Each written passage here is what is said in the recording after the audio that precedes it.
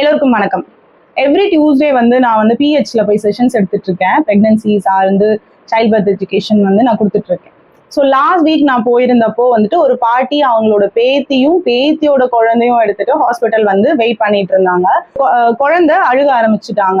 அழுக ஆரம்பிச்ச உடனே டக்குன்னு குழந்தைகிட்ட அவங்க பேத்திக்கிட்ட இருந்து குழந்தைய அந்த பாட்டி பிடுங்கிக்கிட்டாங்க.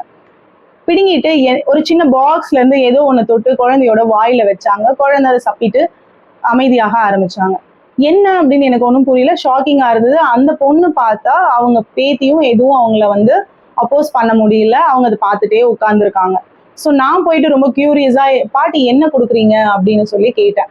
அப்போ அவங்க சொன்னாங்க, தேன் கொடுக்குறேன்ப்பா, இது குழந்தையோட வயிற்றை சுத்தம் பண்ணும், குழந்தை ஒரு 2-3 நாளா அழுதுட்டே இருக்காங்க, ஸோ அதனால தேன் கொடுத்து பாக்குறேன், 2 நாளா கொடுக்குறேன், வயிறு சுத்தம் ஆகுது, ஆனாலும் அழுகையை நிறுத்த மாட்டேங்கிறான், ஸோ அதனாலதான் ஹாஸ்பிட்டல் கூப்பிட்டு வந்தோம் அப்படின்னு சொல்றாங்க. ஸோ அப்பதான் எனக்கு ஒண்ணு புரிஞ்சுது, இங்க இருக்கிற மதர்ஸ்னால அவங்களோட ஓன் டிசிஷன்ஸ் எடுக்க முடியறது இல்ல. சில நேரங்கள்ல நம்மளோட ட்ரெடிஷன்ஸ், நம்மளோட முன்னோர்கள் தான் நமக்கான முடிவுகளை எடுக்கிறாங்க அப்படின்னுட்டு. அப்போ நான் அந்த பாட்டி கிட்ட எக்ஸ்பிளைன் பண்ண ஆரம்பிச்சேன். 1 மாசம் குழந்தை ஆகுறாங்க. ஸோ இவங்களுக்கு 6 மாசம் வரைக்கும் தேன், தண்ணி, சக்கரை தண்ணி, மாட்டுப்பால் இந்த மாதிரி எதுவுமே கொடுக்க கூடாது.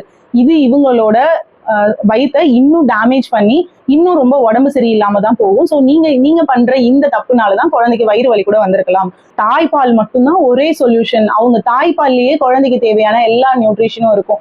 ஸோ அதை மீறி ஏதாவது பிரச்சனைனா கண்டிப்பா டாக்டரை பாருங்க. ஆனா இதை நீங்க கை வைத்தியம் பண்றோம், வீட்டு வைத்தியம் பண்றோம் அப்படின்னு சொல்லிட்டு எதையாவது ட்ரை பண்ணாதீங்க அப்படின்னு பொறுமையா சொல்ல வேண்டியது இருந்துச்சு.